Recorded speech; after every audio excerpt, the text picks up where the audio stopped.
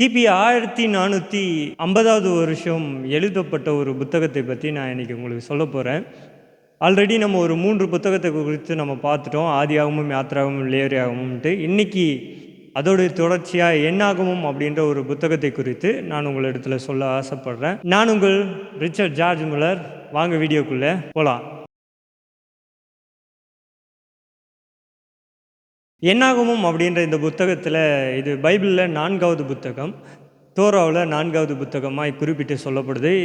இந்த என்னாகமும் புத்தகத்தில் மேக்சிமம் இருக்கிற நிறைய காரியங்கள் என்னென்னா, ஜனங்களை குறித்து, அவர்கள் பிரயாணப்பட்டதை குறித்தும், அது மட்டும் இல்லாமல் அவங்கள கணக்கெடுக்கிறத குறித்த சில காரியங்கள் இருக்கும். லேவியர்களை கணக்கெடுக்கிறதுல 12 கோத்திரங்களை கணக்கெடுக்கிறது, இதை குறித்த அநேக காரியங்கள், அதை நான் பின்னாடி உங்களுக்கு சொல்கிறேன். இதை எழுதினவர் மோசே. இது எழுதப்பட்ட காலகட்டம் 1450வது வருஷம் இந்த புத்தகத்தை எழுதியிருக்கலாம் அப்படின்னு மென்ஷன் பண்ணாங்க. என்னாகமும் அப்படின்னா இதோடைய பொருள், இதோட உள்ளடக்கங்கள் என்ன அப்படின்றது ஒரு சின்ன எக்ஸாம்பிளாக சில காரியங்கள்.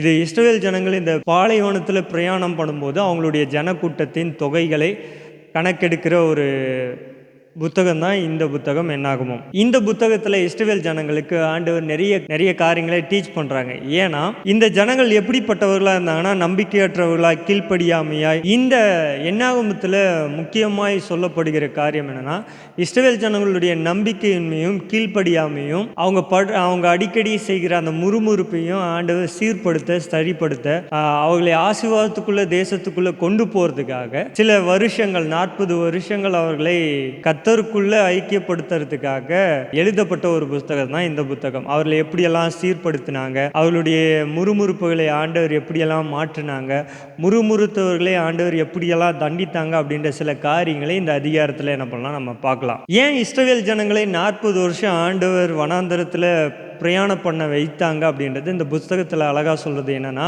அவர்களுடைய உண்மைத்தன்மையை உறுதிப்படுத்துறதுக்காக தான் ஆண்டவர் 40 வருஷம் பிரயாணப்பட்டாங்க. ஏன்னா இவங்க உண்மையானவர்களாக இல்லை. ஏன் அப்படி சொல்கிறேன்னா, மோசே 40 நாள் வனாந்தரத்தில் போய் ஃபாஸ்டிங் இருக்கும்போது கூட இந்த ஜனங்கள் ஒரு கன்றுக்குட்டியை செய்து அதன் பின்னாடி என்ன பண்ணாங்கன்னா வணங்க ஆரம்பித்தாங்க. அதனால் இவர்கள் உண்மைத்தன்மையை இன்னும் உறுதிப்படுத்துறதுக்காக, இந்த ஜனங்களை இன்னும் ஆண்டவர் பக்கமாக கொண்டு வர்றதுக்காக 40 வருஷம் நிறைய காரியங்களை அவங்களுக்கு டீச் பண்ணாங்க. இதை இந்த பொருள் அடக்கத்தில் நான் உங்களுக்கு சொல்கிறேன். பொருள் அடக்கம் என்பது இந்த அதிகாரத்தில், இந்த என்னாகமத்தில் இருக்கிற சில நோட்ஸு.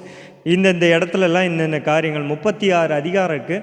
36 அதிகாரத்தில் என்னென்ன காரியங்கள் சொல்லப்பட்டிருக்குன்றதை நான் உங்களுக்கு வேகமாக வாஸ்து காட்டுறேன். நான் ஒரு சின்ன நோட்ஸ் எடுத்து வச்சுருக்கேன், அதை உங்களுக்கு வாஸ்து காட்டுறேன். பொருளடக்கம் 1வது அதிகாரத்தில் ஜனங்களுடைய தொகை எடுப்பை பற்றி சொல்லுது. 2வது அதிகாரத்தில் கோத்திரங்களின் பயண ஏற்பாடு பற்றி சொல்கிறாங்க. கோத்திரங்கள் எப்படி பயணம் பண்ணணும் அப்படின்னு சொல்கிறாங்க. 3வது அதிகாரத்தில் லேவிய கோத்திரத்தை குறித்து என்ன பண்ணுறாங்க சொல்கிறாங்க. 4வது அதிகாரத்தில் 1வது வசனத்துலேருந்து 33வது வசனம் வரைக்கும் லேவிய கோத்திரத்தின் 3 குடும்பங்களுடைய பணிகளையும், அதை தொடர்ச்சியாக 34லேருந்து கடைசி வரைக்கும் என்னென்னா 3 கோத்திரங்களின் குடும்பங்களின் தொகைகள், அவர்கள் எவ்வளோ கணக்கில் இருக்கிறாங்கன்றதையும் சொல்லுது. 5வது அதிகாரத்தில் அந்த பாளையத்தில் இருக்கிறவர்களுடைய சட்டங்கள் எப்படி இருக்கணும் அப்படின்ற சட்டங்களை குறித்து சொல்லுது 5வது அதிகாரம். 6வது அதிகாரத்தில் 1வது வசனத்துலேருந்து 21வது வசனம் வரைக்கும் நசரியர்களை குறித்து, அந்த விரதம் எப்படி இருக்கணும் அப்படின்றது குறித்து சொல்லுது. 6வது அதிகாரம் 22வது வசனத்திலிருந்து 27வது வசனம் வரைக்கும் ஆசாரியர்கள் ஜனங்களை எப்படி ஆசீர்வதிக்க வேண்டும் அப்படின்றத குறிப்பிட்டு சொல்லுது. 7வது அதிகாரத்தில் வம்ச தலைவர்கள் செலுத்திய காணிக்கையை குறித்து சொல்லுது. 8வது அதிகாரத்தில் லேவிய கோத்திரத்தை அபிஷேகம் செய்தல். 9வது அதிகாரத்தில் 1வது வசனத்திலிருந்து 14வது வசனம் வரைக்கும் எகிப்திலிருந்து புறப்பட்ட முதல் பஸ்கா ஆசரிப்பை குறித்து சொல்லுது. 9வது அதிகாரம் 15வது வசனத்திலிருந்து மீதியான வசனங்கள் தேவன் மேகத்தில் இருக்கிற அந்த காட்சியை குறித்து சொல்லப்படுகிறது. 10வது அதிகாரத்தில் 2 காரியங்கள் சொல்லப்படுகிறது. பூரிகையின் அடையாளம், அப்புறம் இஸ்ரவேல் ஜனங்கள் சீனாயை விட்டு புறப்படுற அந்த காட்சியும். 11வது அதிகாரத்தில் சில முறுமுறுப்புகள் அங்கே இருக்குது. தேவன் காடையை கொண்டு தண்டிக்கிறதும் அக்கினியை கொண்டு தண்டிக்கிற காரியங்கள் 11வது அதிகாரத்தில் நடக்குது. 12வது அதிகாரத்தில் ஆரோனும் மிரியாமும் மோசேக்கு விரோதமாக எழும்புகிறாங்க. 13வது அதிகாரத்தில் வேவுக்காரர்கள் கானான் தேசத்தை போய் வேவு பார்க்குற அந்த காட்சிகளை குறித்து சொல்லப்படுது. 14வது அதிகாரத்தில் 1வது வசனத்திலேருந்து 10வது வசனம் வரைக்கும் காதேஸ் பர்னா அவங்க கலவரம் செய்கிறது, தேவன் அவங்க மேலே கோவப்படுற காரியங்கள், மோசே அவங்களுக்காக ஜெபம் பண்ணுறது, அதுக்கப்புறம் தேவன் தண்டனையை கொடுக்குறாங்க. சில காரியங்கள் அங்கே நடக்குது. அந்த அதே 14வது அதிகாரத்தில் இஸ்ரவேல் ஜனங்கள் கீழ்ப்படியாமல் போனது, இந்த காரியங்கள் 14வது அதிகாரத்தில் மென்ஷன் பண்ணி நமக்கு சொல்லுது. 15வது அதிகாரத்தில் பல்வேறு காணிக்கைகளை குறித்த சட்டங்கள் சொல்லுது. 15வது அதிகாரத்தில் துணிகரமாக மனப்பூர்வமாக செய்கிற பாவங்களை குறித்து அதனுடைய தண்டனைகளை குறித்து சொல்லப்படுது. ஆடைகளுடைய தொங்கல்களை குறித்து சொல்லப்படுது. 16வது அதிகாரத்தில் கோராகும் அவர்களுடைய நண்பர்கள் செய்த கலவரங்களை குறித்து சொல்லுது. அது 16வது அதிகாரத்தில் முழுவதுமாக அதை குறித்து சொல்லப்பட்டு கடைசியாக இஸ்ரவேல் ஜனங்கள் மறுபடியும் முறுமுறுத்து கலவரம் செய்கிற அந்த காரியத்தை குறித்து சொல்லுது. 17வது அதிகாரத்தில் ஆரோனுடைய துளிர்த்த கோலை குறித்து சொல்லுது. 18வது அதிகாரத்தில் ஆசாரியர்கள் மற்றும் லேவியர்களுடைய கடமைகளும் அவர்கள் என்னென்ன காரியங்களை செய்யணுன்ற காரியத்தை 18வது அதிகாரத்தில் சொல்லப்படுது. 19வது அதிகாரத்தில் அசுத்தத்திற்கான தண்ணீரை சுத்தப்படுத்துறது குறித்து சொல்லப்படுது. 20வது அதிகாரத்தில் மோசே கோவப்பட்டு கீழ்ப்படியாமல் பாறையை அடித்தது, அப்புறம் மோசே கீழ்ப்படியாமல் இருந்ததுக்கான தண்டனை குறித்து 20வது அதிகாரத்தில் சொல்லப்படுது. ஏதோன் இஸ்ரவேலின் வழியை மறிக்கிறது குறித்து 20வது அதிகாரத்தில் சொல்லப்படுது. ஆரோனுடைய மரணம் 20வது அதிகாரத்தில் சொல்லப்படுது. 21வது அதிகாரத்தில் வெண்கல சர்ப்பம், 21வது அதிகாரத்தில் மோவாப் தேசத்திற்கு பிரயாணப்படுறது குறித்து சொல்லப்படுது. 21வது அதிகாரத்தில் திருபோன், சீகோன் மற்றும் ஓக் தோற்கடிக்கப்படுகிற அந்த போரை குறித்து சொல்லப்படுகிறது. 22வது அதிகாரத்தில் இஸ்ரவேல் ஜனங்களை சபிக்கிறதுக்காக பாலாக் பிழையாம அழைக்கிறதையும், பிழையாம் கழுதையில் பிரயாணப்பட்டு சபிக்கிற செய்திகளை குறித்து 23வது அதிகாரம் 22வது அதிகாரம் 23வது அதிகாரத்தில் 24வது அதிகாரத்தில் சொல்லப்படுகிறது. 25வது அதிகாரத்தில் பாலாக் ராஜா இஸ்ரவேல் ஜனங்களை பாவம் செய்கிறதுக்கு சில சூழ்ச்சிகளை செய்கிறது. 26வது அதிகாரத்தில் திரும்பவும் 2வது டைம் இஸ்ரவேல் ஜனங்களை கணக்கெடுக்கிறது. 27வது அதிகாரத்தில் மகள்கள் பெறக்கூடிய சுதந்திர உரிமைகளை குறித்து சொல்லப்படுது. 27வது அதிகாரத்தில் 12வது வசனத்தில் மேற்கொண்டு சொல்லுது, மோசேக்கு அடுத்த வாரிசு யார் என்றதை அங்கே சுட்டி காட்டுது. 28வது அதிகாரமும் 29வது அதிகாரமும் பலி, காணிக்க, பலி, விருந்துகள் இதை குறித்து சட்டங்களை குறித்து சொல்லப்படுகிறது. 30வது அதிகாரம் பொருத்தனைகளை குறித்து சொல்லப்படுகிறது. 31வது அதிகாரத்தில் மீதியானியர்களுக்கு எதிரான போரை குறித்து சொல்லப்படுகிறது. 32வது அதிகாரத்தில் யோர்தானுக்கு கிழக்கே பெற்ற சுதந்திரத்தை, யோர்தானுக்கு 2 கரைகள் இருக்குது, அந்த கிழக்கே இருக்கிற கரையை மேற்கொள்கிற சுதந்திரிக்கிறத குறித்து 32வது அதிகாரத்தில் சொல்லப்படுது. 33வது அதிகாரத்தில் எகிப்து முதல் மோவாப் வரைக்கும் பிரயாணப்பட்ட தொகைகள், அந்த வரலாறு ஒரு சின்ன சுருக்கமாக அங்கே சொல்லப்படுது. 34வது அதிகாரத்தில் இஸ்ரவேலருக்கு சுதந்திரமாக கிடைத்த கானானின் எல்லைகளை குறித்து சொல்லப்படுகிறது.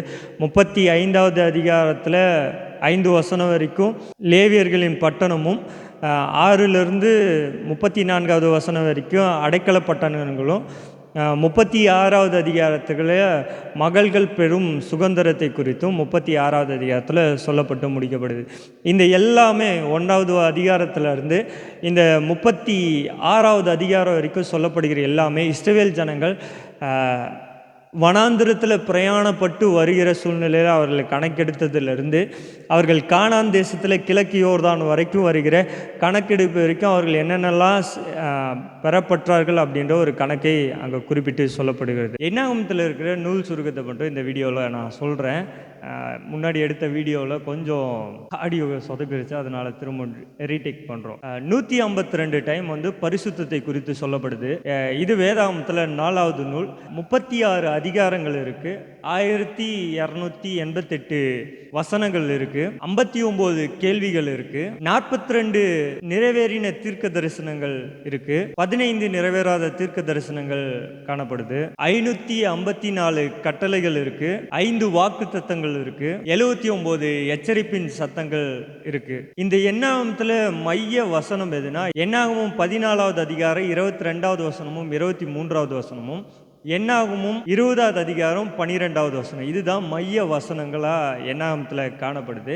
இந்த என்னாகமத்தில் மைய அதிகாரம் எதுனா 14வது அதிகாரம். இந்த என்னாகமத்தில் முக்கியமாய் சொல்லப்படுற ஒரு வார்த்தை என்னன்னா சஞ்சலம் அப்படின்ற வார்த்தை தான் அடிக்கடி உபயோகிக்கிறாங்க. ஓகே, இந்த என்னாகமத்தில் இருக்கிற இன்னொரு சிறப்பு அம்சம் எதுனா இந்த என்னாகமத்தில் ஒரு 6 காரியங்கள் கிறிஸ்துவுக்கு நிழலாக காணப்படுது. அந்த 6 காரியங்களை குறித்து மட்டும் இந்த வீடியோவில் நான் ஞாபகப்படுத்துகிறேன்.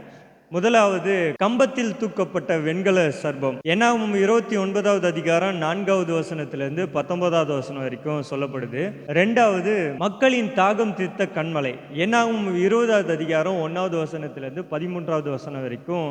மூன்றாவது, வானத்திலிருந்து அளிக்கப்பட்ட மன்னா. 11வது அதிகாரத்தில் இந்த மன்னாவை குறித்து சொல்லப்படுகிறது. நான்காவது, பிலமோனின் தீர்க்க தரிசனம். என்னாகமம் 27வது அதிகாரம் முழுவதும் 17வது வசனம் மெயினாக கிறிஸ்துவை குறித்து சொல்லப்படுகிறது. ஐந்தாவது, அக்னி ஸ்தம்பமும் மேகஸ்தம்பமும். என்னாகமம் 9வது அதிகாரத்தில் இதை குறித்து மென்ஷன் படுது. ஆறாவது, சிவப்பு கிடாரி. என்னாகமம் 19வது அதிகாரம் 2வது வசனத்தில் சொல்லப்படுது. இந்த 6 காரியங்களும் எதற்கு நிழலாட்டமாக இருக்குதுன்னா கிறிஸ்துவுக்கு நிழலாட்டமாக இருக்கிறது. இந்த வீடியோ உங்களுக்கு ரொம்ப பிடிச்சிருக்கும்னு நினைக்கிறேன். விசேஷமாக நம்ம தொடர்ச்சியாக பைபிளில் இருக்கிற ஒவ்வொரு புத்தகங்களாக பார்த்துருக்கோம். இப்போ 4வது புத்தகம் என்னாகும் புத்தகத்தை குறித்து முழுவதுமாய் பார்த்துருக்கோம். உங்கள் ஃபேமிலி மெம்பர்ஸில் இந்த மாதிரி பைபிளான சுவாரஸ்யமான விஷயங்கள், விசேஷமாக இந்த மாதிரி பைபிளில் இருக்க சின்ன சின்ன நோட்ஸ் எல்லாம் ரொம்ப பிடிக்கிற யாராவது இருந்தால் இந்த வீடியோவை அப்படியே ஷேர் பண்ணுங்கள். தொடர்ச்சியான வீடியோக்களை சந்திக்கிற வரையும் நான் உங்கள் ரிச்சர்ட் ஜார்ஜ் முல்லர். பாய்.